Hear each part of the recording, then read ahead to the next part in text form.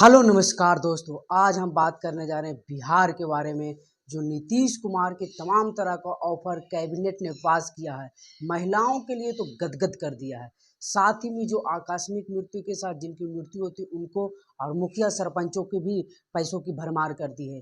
चुनाव से पहले बिहार में कैबिनेट के द्वारा लगी बड़ी बड़ी रकमों पर मुहर। जी हाँ, आज हम बात करने जा रहे हैं, सबसे ज़्यादा हम महिलाओं की बात करेंगे। महिलाओं को लेकर नीतीश कुमार ने क्या किया और तेजस्वी यादव ने क्यों आरोप लगा दिया कि हम ही के रास्ते पर, मतलब कि तेजस्वी यादव की नीतियों को चुरा रहे हैं नीतीश कुमार।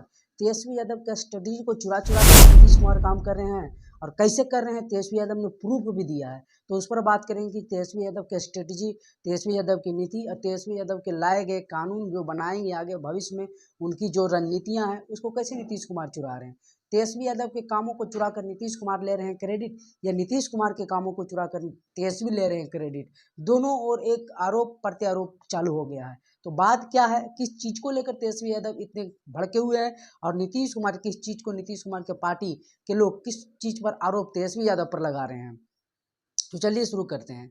दरअसल बात यह है कि बिहार में चुनाव है। चुनाव से पहले बड़ी बड़ी योजना घोषणा होना शुरू हो चुका है और सभी सरकारें करती है, ये भी सरकार कर रही है। चुनाव में लुभावने लुभावने योजनाएं आती रहती है और लोगों को भाती रहती है।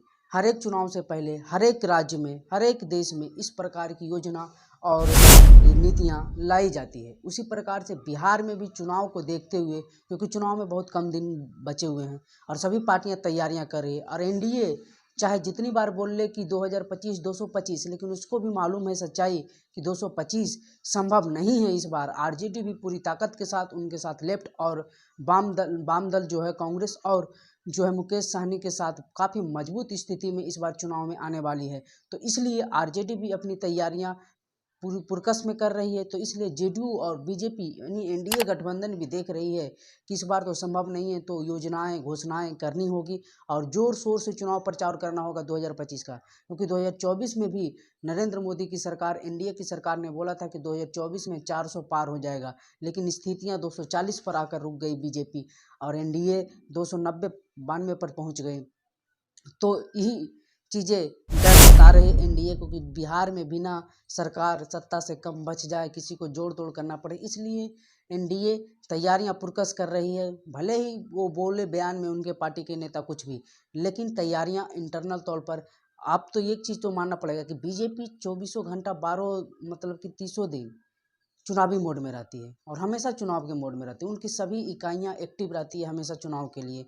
और स्थितियां बिहार में काफ़ी दयनीय होती जा रही है, क्योंकि एनडीए के लिए तेजस्वी यादव हमेशा से, चाहे कोई भी सर्वे हो उसमें नंबर 1 आ रहे हैं सीएम के फेस में। और जो पार्टी मतलब कि जो वोट परसेंटेज है उसमें भी आरजेडी महागठबंधन बढ़त बनाती दिखी एक दो सर्वे में और सत्ता में भी आते देखी। इसको देखते हुए एनडीए अपनी सर्वे भी करवा रही है और अपनी कमजोरियां मजबूतियां सभी पकड़कर चुनाव की स्थितियां बदलने की स्वरूप में आ रही है। और इसीलिए बिहार कैबिनेट की मीटिंग हुई जिसमें नीतीश कुमार ने कई सारे योजनाओं पर मुहर लगाया, जिसमें महिलाओं के जो पेंशन है, या फिर वृद्धा पेंशन हो गया या फिर विकलांगों का पेंशन हो गया, जितने भी प्रकार के सरकारी पेंशन मिल रहे थे, सभी पेंशन को 400 से बढ़ाकर 1100 रुपये कर दिया गया है।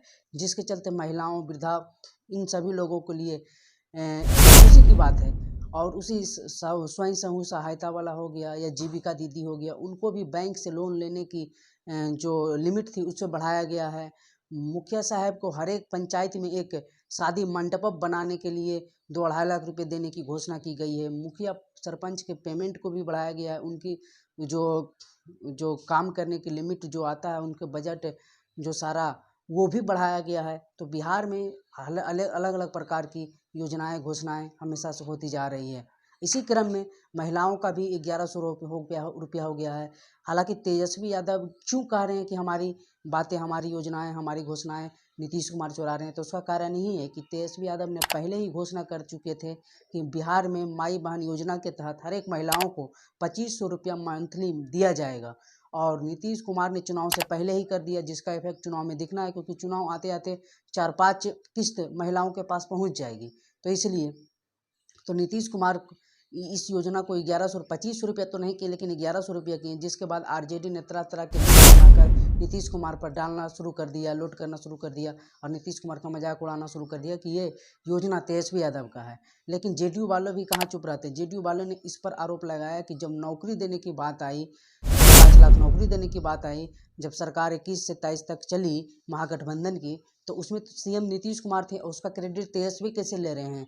तेजस्वी कह रहे हैं कि हमने नौकरी दिलवाई, हमने ये काम किया, लेकिन सारा क्रेडिट जब मुख्यमंत्री के कलमों से पास होता है, सारा योजनाएं मुख्यमंत्री चाहते हैं तो पास होता है, तो फिर तेजस्वी यादव को कहाँ से दिया जाएगा। तो ये बार पलटवार चलता है। तेजस्वी कह रहे हैं कि हमारी योजना चुरा है, नीतीश कह रहे हैं कि हमारा क्रेडिट ले रहे हैं। जातीय जनगणना को लेकर भी बातें हैं कि जातीय जनगणना तो नीतीश कुमार करवाएं, तेजस्वी का क्रेडिट कैसे जाएगा। हालांकि तेजस्वी ने आवाज़ उठाना शुरू किया था। तो इस दोनों पर बार पलटवार दोनों ओर से जारी है।